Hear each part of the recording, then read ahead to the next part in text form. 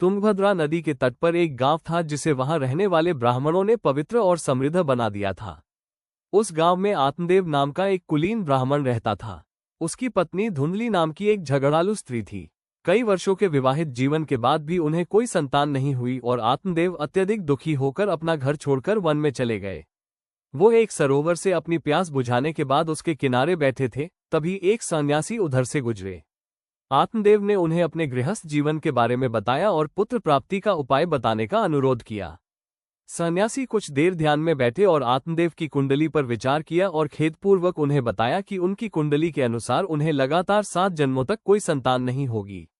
इसलिए उन्होंने आत्मदेव को सलाह दी कि वे अपने सभी सांसारिक सुखों का त्याग करके शेष जीवन के लिए संन्यास ग्रहण कर लें। लेकिन आत्मदेव इस भविष्यवाणी से निराश नहीं हुए और उन्होंने सन्यासी से किसी तरह संतान प्राप्ति में उनकी मदद करने का आग्रह किया। तब सन्यासी ने उन्हें एक फल दिया और कहा कि वह इसे अपनी पत्नी को दे दें और उससे 1 वर्ष तक निराहार रहने का आग्रह करें।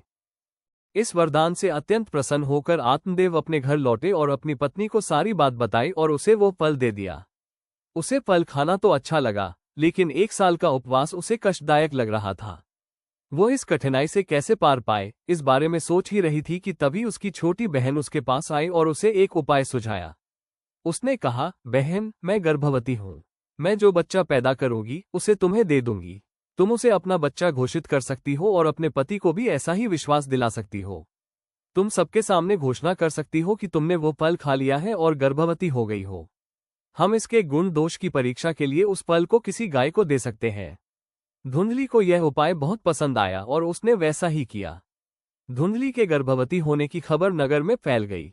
शीघ्र ही उसकी बहन ने एक बच्चे को जन्म दिया और उस बच्चे को धुंधली का बच्चा घोषित किया गया। धुंधली के स्तनों में दूध की कमी होने का बहाना बनाकर उसकी बहन ने उसे स्तनपान कराना शुरू कर दिया। बच्चे का नाम धुंधकारी रखा गया। 3 महीने बाद उस फल को खाने वाली गाय ने एक बच्चे को जन्म दिया। बच्चे का कान गाय के कान जैसा था, इसलिए उसका नाम गोकर्ण रखा गया। धुंधकारी और गोकर्ण साथ साथ बड़े हुए। धुंधकारी एक बहुत ही दुष्ट स्वभाव का बालक बना, जबकि गोकर्ण एक विद्वान बालक बना। धुंधकारी, जो सभी बुराइयों का केंद्र था, ने उनके माता पिता का जीवन दयनीय बना दिया और निराश आत्मदेव ने सब कुछ त्याग दिया और जंगलों में जाकर तपस्या की और मोक्ष प्राप्त किया। अपने बेटे द्वारा दी गई यातना को सहन करने में असमर्थ धुंधली ने एक कुएं में कूदकर आत्महत्या कर ली। गोकर्ण तीर्थयात्रा पर निकल पड़े। धुंधकारी वेश्याओं से घिरे अपने घर में रहता था। चोरी करना ही उसकी जीविका का एकमात्र साधन था। ये जानकर राजा के सेवक धुंधकारी को पकड़ने चल पड़े और उसके साथ रहने वाली वेश्याओं ने अपनी सुरक्षा के लिए धुंधकारी को रस्सियों से बांधकर अग्नि में डालकर मार डाला। धुंधकारी की आत्मा एक महाभूत बन गई। अपने भाई की मृत्यु का समाचार सुनकर गोकर्ण घर लौट आए। उन्होंने अपने दिवंगत भाई की आत्मा की शांति के लिए गया में श्राद्ध किया, परंतु धुंधकारी का प्रेत शांत नहीं हुआ। ये प्रेत उन्हें सदैव परेशान करता रहता था। गोकर्ण इससे भयभीत नहीं हुए और उन्होंने उससे पूछा कि वह क्या चाहता है। प्रेत ने विनती की कि किसी प्रकार गोकर्ण उसे उसके सभी पापों से मुक्ति दिलाएं।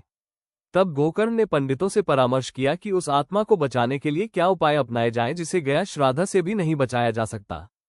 पंडितों ने उन्हें सूर्य को प्रसन्न करने के लिए तपस्या करने की सलाह दी। गोकर्ण की तपस्या के परिणामस्वरूप प्रकट हुए सूर्य ने घोषणा की कि यदि वे 7 दिनों में संपूर्ण भागवत का पाठ कर लें तो धुंधकारी को मोक्ष प्राप्त हो जाएगा। इसलिए गोकर्ण ने 1 सप्ताह का अनुष्ठान किया और इसे सुनने के लिए एकत्रित लोगों में धुंधकारी का प्रेत भी शामिल था।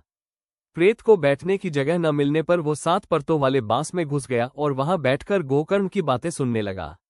जब पहला दिन समाप्त हुआ तो पहली परत टूट गई और ऐसा हर दिन होता रहा और 7वें दिन 7वीं परत टूट गई और जब गोकर्ण ने 12वां स्कंद समाप्त किया तो प्रेत बांस से स्वर्ग में चला गया। स्वर्ग जाते समय उसने गोकर्ण की ओर देखा और बताया कि उसका मोक्ष सप्ताह पाठ सुनने के फलस्वरूप हुआ है। जब गोकर्ण ने उससे पूछा कि इसे सुनने वाले अन्य लोगों में से किसी को भी यह क्यों नहीं मिला, तो उसने कहा कि ऐसा इसलिए हुआ क्योंकि किसी ने भी इसे उसके जितना ध्यान से नहीं सुना था।